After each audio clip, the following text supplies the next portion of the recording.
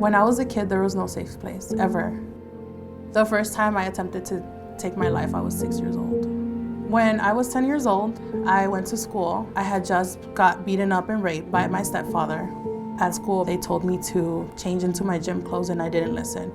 They sent me to the dean's office. The dean was about to call my mom, and I will never forget. He picked up the phone, he started dialing the number, and something in me snapped, and I just rolled up my sleeve and he saw my bruised up arm. Even at that moment, I still thought that I was gonna get in trouble. He called my mom. There was 2 police officers there, and my mom sat next to me and she grabbed my hand and squished it and said, "Once we get home, you'll know what real pain is." And I thought the police officers didn't speak Spanish, and they turned around and said, "No, ma'am, you're not taking your daughter home." From the first time I got placed into foster care, the lady was selling drugs, and then my mom's boyfriend would drive around my foster home and intimidate me so that I wouldn't say anything more. At the age of 12, I ran away from foster care. I met a man that was way older than me, and I decided to go with him because I thought it was a way out. At 14, I became pregnant with my daughter. I decided to leave him when she was 1.5 years because he tried to hit her. But I still didn't realize that I needed to change my life. I got arrested and they took my daughter away and they were putting her out for adoption.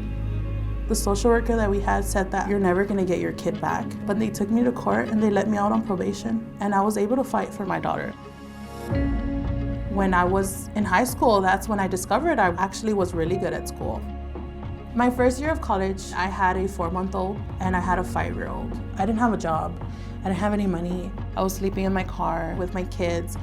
So I felt hopeless. One of the counselors at LACC, I just told her because I didn't know who else to tell. She guided me to the Guardian Scholars Program. They told me about the Alliance for Children's Rights. The Alliance told me that they were gonna help me then and there. That was something that really just was like, wow, maybe I am important to someone.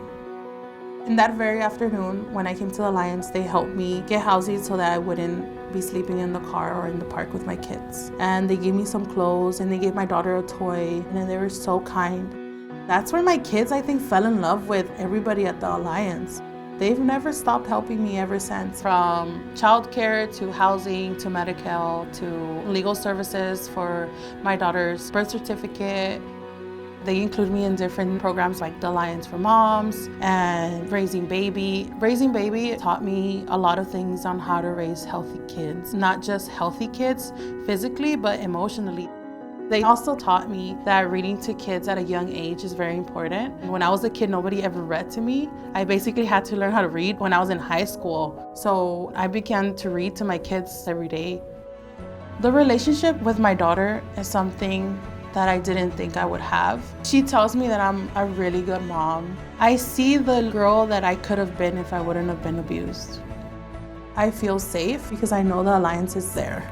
Everybody says that you need a village to raise kids, but I also needed a village to raise myself. And the Alliance, they're my village. They're my people, and I'm their people.